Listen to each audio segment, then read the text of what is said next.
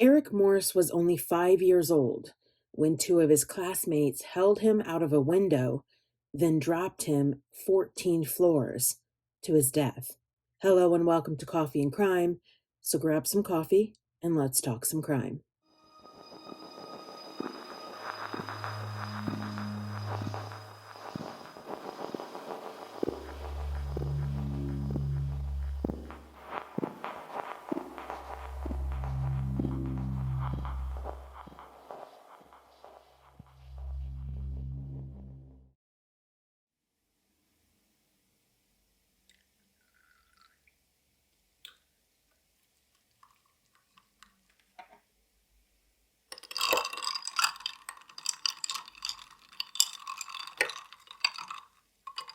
There once sat a housing project in Chicago's South Side neighborhood, an unassuming cluster of mid-rise, high-rise buildings and row houses, provided by the Chicago Housing Authority and constructed between 1939 and 1941.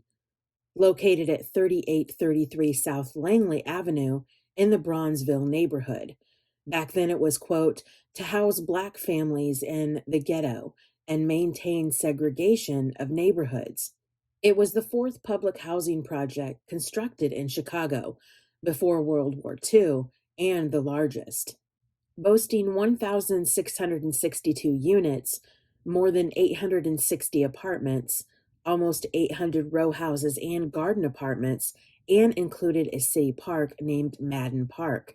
This project was described as handsome and well planned, making it a sought-after address. The Ida B. Wells homes, named after an African American civil rights advocate and investigating journalist, consisted of row houses, mid-rise, and high-rise apartment buildings. In 1961, the Clarence Darrow homes were built adjacent to Ida B. Wells homes, and in 1970, the Madden Park homes were built east of Ida B. Wells homes. This housing project lined the northern edge of the Oakland community area and was built for low-income families, the elderly, and persons with disabilities. By the 1980s, the Ida B. Wells homes were plagued with problems and neglected by the Chicago Housing Authority. Gang violence, drug abuse, and drug dealing were a constant. The Black Pea Stones gang asserted their authority over this area and its residents. And in September of 1988, Eugene Hairston, the co-founder of the gang, was shot dead at his home there. And one mother and son cocaine ring had customers standing in line for, quote, 50 at a time, like a popsicle stand on a hot day. In 1995, the United States Department of Housing and Urban Development took over the Chicago Housing Authority's public housing projects and demolished the high-rise buildings. The Ida B. Wells homes began demolition in late 2002 and was completed in 2011. In its place was built Oakwood Shores, a mixed-income community, which included new apartments, townhomes, and in some areas, commercial developments. Construction began on Oakwood Shores in 2003. A monument titled The Light of Truth Ida B. Wells National Monument was unveiled in 2021 and is located in a plaza at 37th Street and South Langley Avenue, on the former site of the Ida B. Wells Homes housing complex, and just blocks away from where Ida B. Wells lived with her husband and children. The monument, designed by artist Richard Hunt, is made of granite and bronze. It stands 35 feet high and weighs 14,000 pounds. It features two etched images of Ida B. Wells, along with some of her famous quotes. One inscription reads, "What is or should be a woman? A strong, bright presence, thoroughly imbued with a sense of her mission on earth and a desire to fill it." We see this happen all the time. A building or area is developed for all the right reasons, to help the community and its people. Then those well-intended dreams turn sour. One of the most notable crimes came out of this housing project on October 13th, 1994. And it didn't have to do with gang violence or a drug bust. This crime involved a 5-year-old African American boy named Eric Morse. On that October day, 10-year-old Jesse Rankins and 11-year-old Tykeese Johnson, two of Eric Morse's classmates, asked Eric to steal some candy from a store. Eric refused. That evening, around 6 or 7 p.m., Jesse and Tykeese led Eric and his 8-year-old brother, Derek Lemon, to a vacant apartment on the 14th floor of the Ida B. Wells Homes high-rise building. They asked the two brothers if they wanted to see a clubhouse. While entering the abandoned apartment, they grabbed Eric and began to dangle him out of a window. Eric's brother Derek tried desperately to intervene. Then, without warning, Jesse and Tykeese dropped Eric, sending him falling from the 14th floor. When they let go of Eric, Derek ran down the 14 flights of stairs to try and catch his brother, but nothing could prevent Eric's death. He suffered massive head injuries and was pronounced dead on arrival at the hospital. Jesse Rankins and Tykeese Johnson were put on trial and convicted of first-degree murder and sentenced to a maximum term of 5 years. During their trial, testimony revealed that the boys' IQs were below 60, and their lives were filled with neglect and squalor, with no parental guidance. 9-year-old Derek Lemon would attend the trial of his brother's killers and sit on a phone book on the witness stand to recount how he watched his 5-year-old brother be thrown to his death. Derek testified that the two boys lifted Eric up and dangled him from an open window, but Derek was able to grab Eric's arm and pull him back in. However, the two boys ordered Eric to look out a second window, and that if he refused, they would strike him in the head with a brick. Then the two boys picked up Eric once again and dangled him from that second window. Again, Derek grabbed onto one of Eric's arms, trying to save his brother.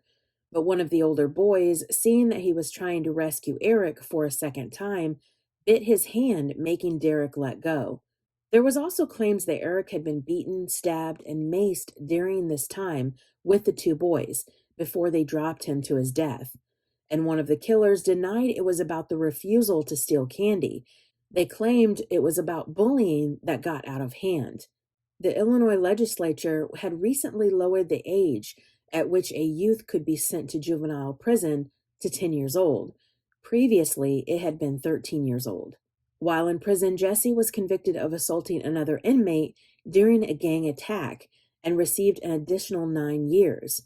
After their initial releases, both men returned to prison repeatedly for other offenses. So it comes down to that age-old question. These two murderers were just boys when they committed this crime, 10 and 11 years old. Should they have been convicted? Or should they have been placed in a rehabilitation facility to be looked after and given a chance? It's my opinion that they were rightly convicted. But I also believe that the parents of these boys should have to face the consequences as well. Why were these boys out at night, alone?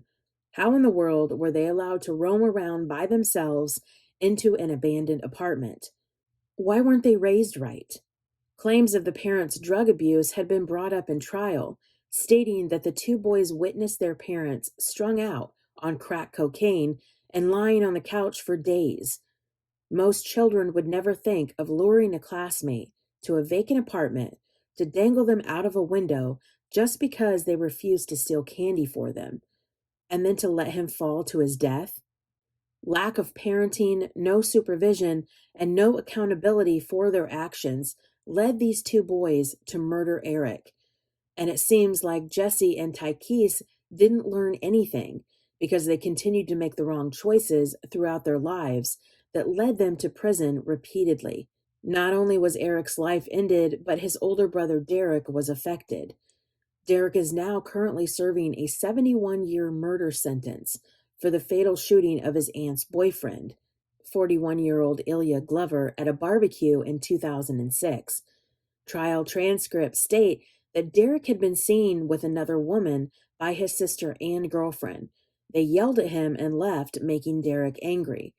Derek went looking for them at his aunt's house, and that's when she told him to leave. He was out of control. Derek would begin choking his aunt and throwing her up against a wall. Mr. Glover tried to intervene, and that's when Derek pulled his gun and shot him.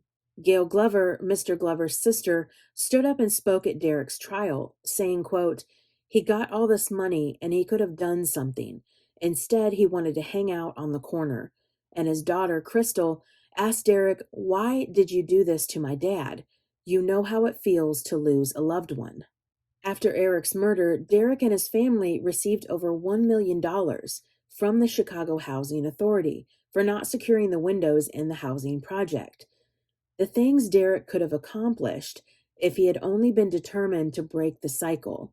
Instead, Derek picked fights at school, skipped his classes, ran with gangs, and was convicted of burglary at the age of 18. It's the choices you make in life that define who you are. Some couples choose to make babies, but they don't know how to raise them. They let their children run around with no supervision, no rules, and no consequences, while they choose to participate in drinking and drugs. Two boys wanted candy. They told Eric to steal it. Eric refused. Then they led Eric and his brother to a vacant apartment, held him out of a window, and then dropped him, killing a 5-year-old boy who chose to not steal for them. Then Eric's brother begins a life of crime, choosing to go down the wrong path that led him to rage, dishonesty, and heartache. It's the choices we make. Thank you for watching Coffee and Crime. Join me every Tuesday as I delve into the darker part of our society with another episode of Coffee and Crime. I'll see you next time.